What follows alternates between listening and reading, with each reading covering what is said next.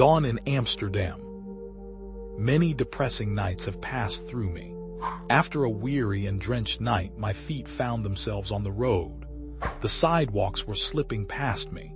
Ahead, a blue-haired girl stood, holding a burning torch. She stood at the very end of the street at my eye level. I approached her cautiously. When she turned her gaze toward me, I noticed my leather jacket had become even heavier with moisture. Her mysterious eyes were redder than the crimson sky behind the street lamp. "Come," she said, or maybe I just wanted to hear it that way. Now I was behind her. We walked quietly past dimly lit houses with wet walls, leaving behind small gardens filled with flowers too delicate to touch. Then, one by one, the lights went out, but we kept walking. My boots pulled me forward. I had no strength to resist. Who could she be? Who was this red-eyed girl? She wore a black jersey dress with faded flowers and a long, thin beige scarf wrapped around her neck. Her hair was so short it barely managed to cover her ears. As we walked, the night darkened. The lingering scent of mint and lemon from my restless evening was far behind me. She turned back. We stopped. She looked deep into my eyes. Holding my hand with her ancient-looking torch and cracked sandals, we entered a hidden passage between two trees. We continued descending the earthen steps. Was it me holding her hand, or was it the other way around? I wasn't quite aware, but I wasn't afraid. My fears had melted away. I had burned them that night. I wasn't even curious. I had abandoned that long ago. Was she a woman, something else? As we descended the narrow staircase, the scent of my damp clothes mixed with the musty walls. I needed a cigarette, but how? I had never gotten used to lighting one with my left hand. "Stop," I said. "I need to light a cigarette." "Now?" she asked, her feeble, unearthly voice rasping. "Yes, now. Unfortunately, we've been walking together for an hour, maybe more. I haven't asked you a thing. Are you an alien, a jinn, a fairy? I have no idea. Sure, we're walking hand in hand, but even if you were one of the four great angels, I still need to light my cigarette. That's the situation." "Fine, light it," she said. The blue-haired, red-eyed woman with the torch granted me this indulgence. We stopped. I sat down. I soon realized I had sat on muddy ground. Hastily, I lit a cigarette and took a deep drag. "Oh, finally," I muttered.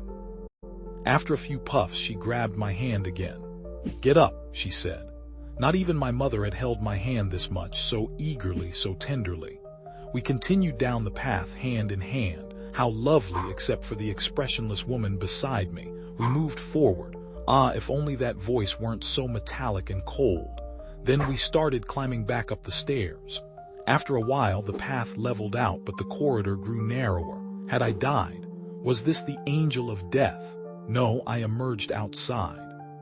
The first light of morning had fallen, and it was raining. If I had died, I wouldn't feel everything this vividly, moment by moment.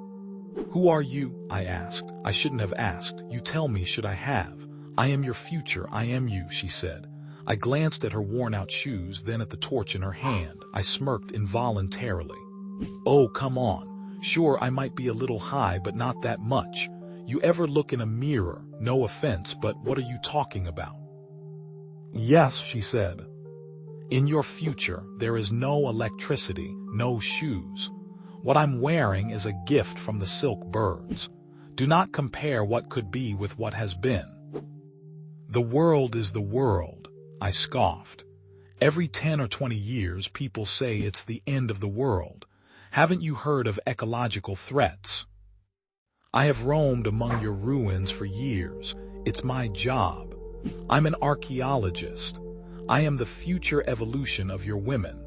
Your technology reached us in part, but we saw the cost and chose to reject it.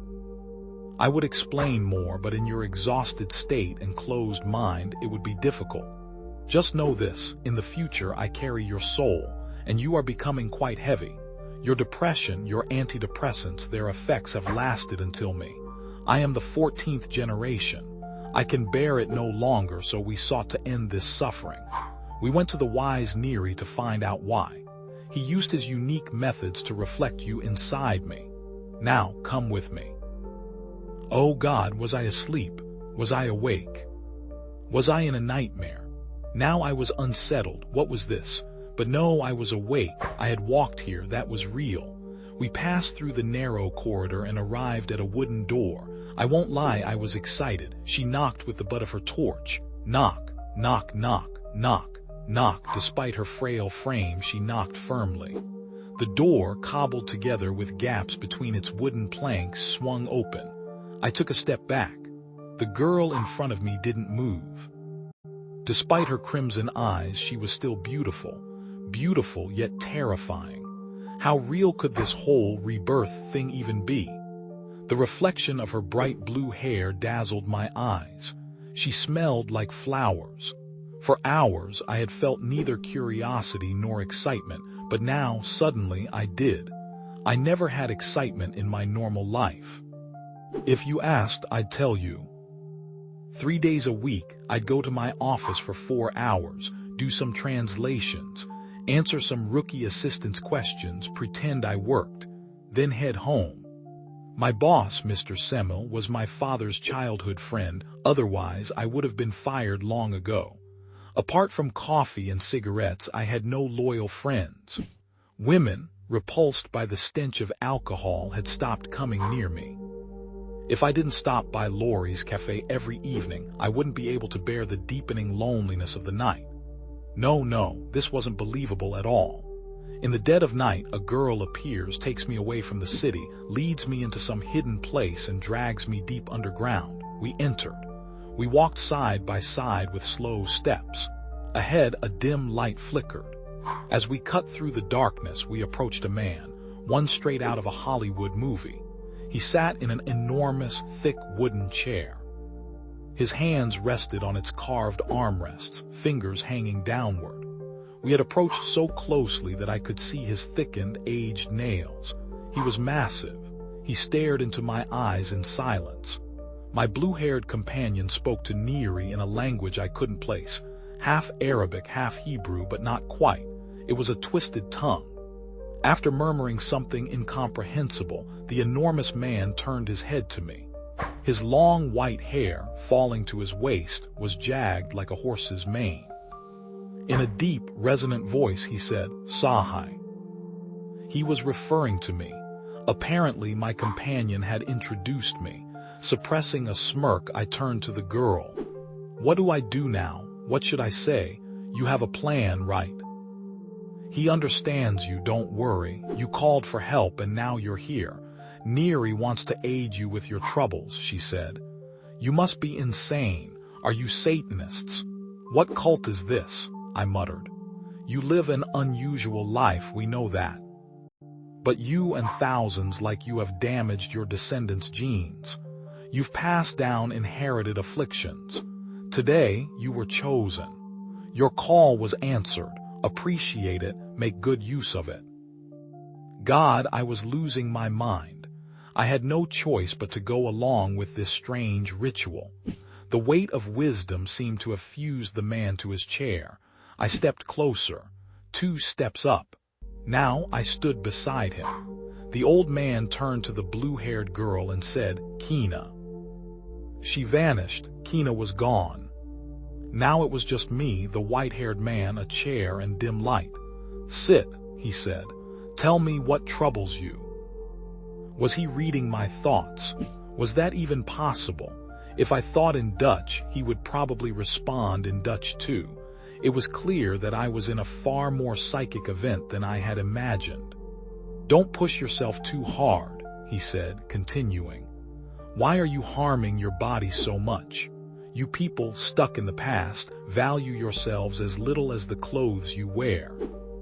I assume you spent a month's salary on that leather jacket you're wearing, and you waste a pile of money on so-called momentary pleasures every month. While making money is torment for you, you can still spend it easily. You rebel against the system of the world, yet you are one of those who fuel it, like millions of others." I was angry. "Yes, you know everything. What do you want me to say? I'm not happy with my job. I'm not happy with my home. I'm not happy with my friends. And in the midst of all this dissatisfaction is my smoking and drinking what bothers you the most. You claim to be wise. Then tell me why we are here in this world. Why all this suffering? People are constantly in pain. Tell me someone who isn't. Why do you even care about my troubles? I blurted out whatever came to my mind. Listen carefully to what I am about to tell you. If you keep going like this, in 3 years, your lungs will start to fail. Thanks to your wealthy father, you will endure long treatments. Then, your kidneys will strip you of who you are, and after countless surgeries, you will leave this world within 10 years. So, am I done for? No, I am telling you what could happen. Do not be afraid. This life that exhausts me may seem simple to others. My loved ones have always caused me pain. My wife left me within a year of our marriage. She said I was indecisive, that I couldn't give anything without expecting something in return, that I didn't know how to love. PFF, everything is mutual for me. What did I ever receive to be able to give to others? I spent my childhood being beaten. I was born in a country where I didn't speak the language.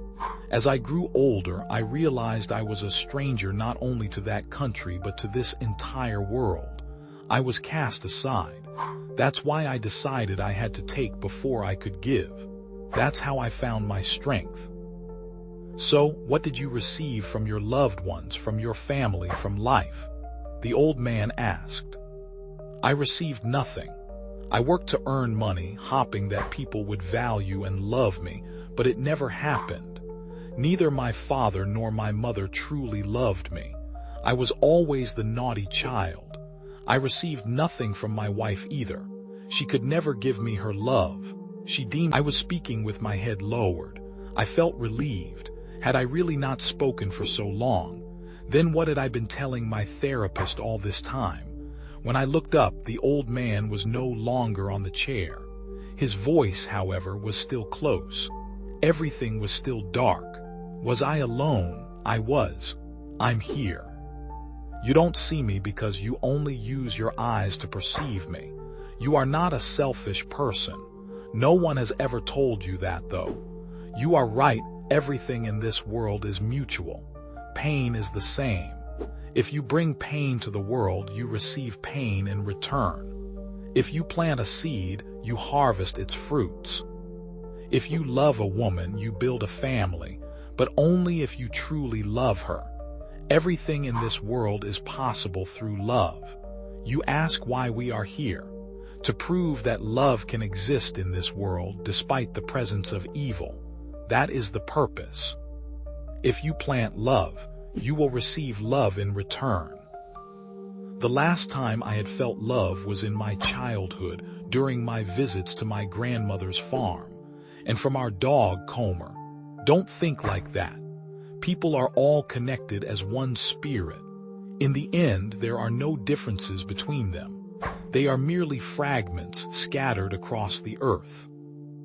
He moved closer. First his shadow appeared, then his tall figure dragging his long purple robe behind him. I felt as helpless as Comer, longing for help.